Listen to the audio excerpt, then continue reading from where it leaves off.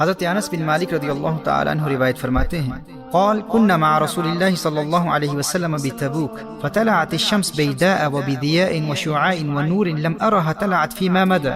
فرمایا ہم نبی کریم صلی اللہ علیہ وآلہ وسلم کے ساتھ میدان تبوک میں تھے. سورج ایسا صاف شفاف اور ایسی روشنی اور نور اور شعاعوں کے ساتھ نکلا کہ اس سے قبل ہم نے سورج کو نکلتے ہوئے کبھی اس قدر صاف شفاف اور روشن اور منور نہیں دیکھا تھا. حضرت جبریل امین نبی کریم صلی اللہ علیہ وسلم کی بارگاہ میں حاضر ہوئے تو نبی کریم صلی اللہ علیہ وسلم نے ارشاد فرمایا آج سورج کی اس تیز روشنی اور نور میں اضافے اور چمکیلی شعاعوں کی وجہ کیا ہے؟ حضرت جبریل امین عرض کرتے ہیں یا رسول اللہ صلی اللہ علیہ وسلم آج مدینہ منورہ میں حضرت معاویہ بن معاویہ اللیثی المزنی کا انتقال ہو گیا ہے اور ان کے جنازے کی نماز کے لیے اللہ جل وعلا نے 70,000 فرشتے آسمان سے بھیجے ہیں. نبی کریم صلی اللہ علیہ وآلہ وسلم نے ارشاد فرمایا کس عمل کے باعث؟ جبریل امین عرض کرتے ہیں قال بکثرت قراءته قل هو اللہ احد باللیل والنہار. اور دوسری روایت میں ہے قائما وماشیا وقائدا ومتجعا. جبریل امین عرض کرتے ہیں یا رسول اللہ صلی اللہ علیہ وسلم ان کے جنازے میں 70,000 فرشتے اس لیے آئے ہیں کیونکہ یہ رات دن اٹھتے بیٹھتے چلتے پھرتے ہر وقت قل هو اللہ احد کی تلاوت کیا کرتے تھے. سبحان اللہ. میرے دوستو آپ کو سورہ اخلاص قل هو اللہ احد کی روحانی پاور کا اندازہ نہیں ہے. یہ آپ کی دنیا بھی سنوار دیتی ہے آخرت بھی سنوار دیتی ہے. اب دیکھیے نبی کریم صلی اللہ علیہ وسلم میدان تبوک میں ہیں اور جبریل امین عرض کرتے ہیں یا رسول اللہ صلی اللہ علیہ وسلم اگر آپ کا ارادہ ہو تو زمین سمیٹ لوں اور آپ ان کی نماز جنازہ ادا کر لیں. کونین کے والی صلی اللہ علیہ وسلم نے اجازت عطا فرما دی اور مسند ابو یعلا کی دوسری روایت میں ہے کہ حضرت جبریل امین نے اپنا پر زمین پر مارا اور تمام درخت اور سب ٹیلے وغیرہ پست ہو گئے اور میدان تبوک سے مدینہ منورہ میں حضرت معاویہ بن معاویہ اللیثی المزنی کا جنازہ نظر آنے لگا.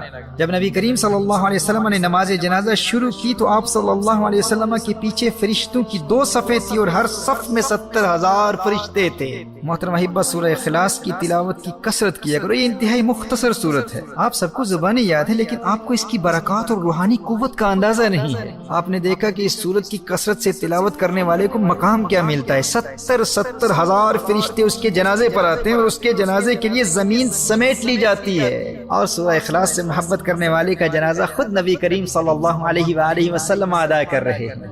صحیح بخاری اور صحیح مسلم کی ایک حدیث مفہوماً پیش کرتا ہوں. نبی کریم صلی اللہ علیہ وآلہ وسلم کو ایک صحابی کے متعلق اطلاع دی گئی جو سورہ اخلاص کثرت سے پڑھتے تھے. فرمایا اس سے پوچھو ایسا کیوں کرتے ہو؟ صحابی عرض کرتے ہیں کیونکہ یہ سورت اللہ کی صفات کا بیان ہے اور مجھے اس لیے اس کی تلاوت سے پیار ہے. نبی کریم صلی اللہ علیہ وآلہ وسلم نے ارشاد فرمایا اسے بتا دو تجھے اللہ کی صفات کی وجہ سے اس سورت کی تلاوت سے محبت ہے. تیری اس سورت سے محبت کی وجہ سے تیرے اللہ کو تجھ سے محبت ہے. سبحان اللہ. دوستو اگر اللہ کی محبت کے طلبگار ہو تو سورہ اخلاص سے پیار کر لو. اور صحیح بخاری اور ترمذی کی روایت میں یہ الفاظ بھی آئے ہیں. فرمایا حبک ایاہ ادخلک الجنہ. اس سورت کے پیار نے سورہ اخلاص کے پیار نے تجھے جنت میں داخل کر دیا. صحیح بخاری اور صحیح مسلم کی ان احادیث کی روشنی میں اس سورت کا پیار آپ کو جنتی بھی بنا دے گا اور اللہ کا محبوب بھی بنا دے گا. نبی کریم صلی اللہ علیہ وآلہ وسلم نے ارشاد فرمایا یہ حدیث بھی صحیح بخاری کی ہے. فرمایا مجھے قسم ہے اس ذات کی جس کے قبضہ قدرت میں میری جان ہے یہ سورت تہائی قرآن کے برابر ہے. This Surah Ikhlas, which is also known as Surah Al-Tawheed, is 1/3 of the Quran. And whoever recites it thrice, whoever recites it 3 times will gain the reward of reciting the entire Quran. 3 مرتبہ پڑھ لیں مکمل قرآن پڑھنے کا ثواب ملے گا. مسند احمد کی حدیث ہے نبی کریم صلی اللہ علیہ وآلہ وسلم نے ارشاد فرمایا جو اس سورت کو 10 مرتبہ پڑھ لے گا اللہ جل وعلا اس کے لیے جنت میں ایک محل تعمیر فرمائے گا. حضرت عمر رضی اللہ تعالیٰ عنہ عرض کرتے ہیں یا رسول اللہ صلی اللہ علیہ وسلم پھر تو ہم بہت سارے محل بنوا لیں گے. اور سنن دارمی کی حدیث ہے 10 مرتبہ پر 1 محل، 20 مرتبہ پر 2 محل، 30 مرتبہ پر 3 محل.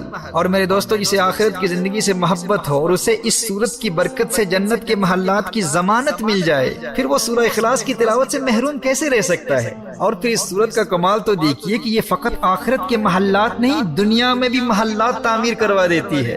اس سورت کی تلاوت غربت و مفلسی اور بے روزگاری کا خاتمہ کر کے آپ کو مالدار اور دولت مند بنا دیتی ہے.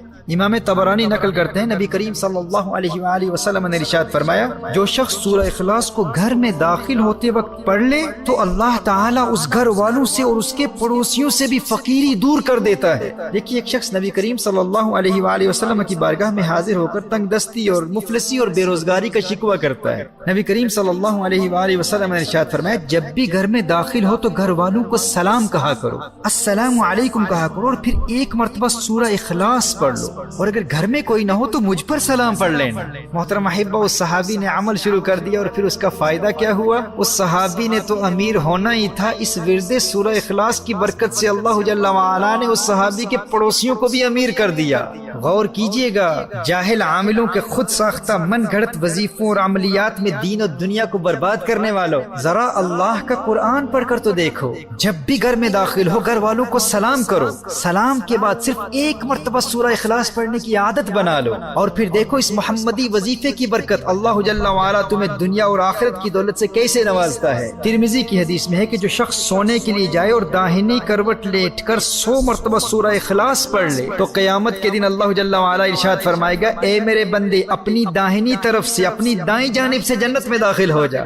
میرے بھائیوں، میری بہنوں، اللہ جانتا ہے کتنی زندگی باقی ہے، میرے سننے والوں کو یہ کام آج رات ہی کر لینا چاہیے، اور یاد رہا تو مجھ گنہگار کے لیے بھی دعا کیجیے گا۔ اب دیکھیے، مسند ابو یعلا کی ایک حدیث کا مفہوم ہے کہ جو شخص ایمان کے ساتھ ہر نماز کے بعد 10 مرتبہ سورہ اخلاص پڑھ لے گا، وہ جنت کے تمام دروازوں میں سے جس دروازے میں بھی داخل ہونا چاہے گا داخل ہو جائے گا، اور جنت کی جس حور سے نکاح کرنا چاہے گا اس کا نکاح کرا دیا جائے گا۔ ایمان کی سلامتی کے لیے بھی یہ بہت بڑا ورد ہے، اس سے محبت کر لو، کثرت سے پڑھو، اور میرا یہ پیغام اپنے تمام دوستوں تک پہنچا دو۔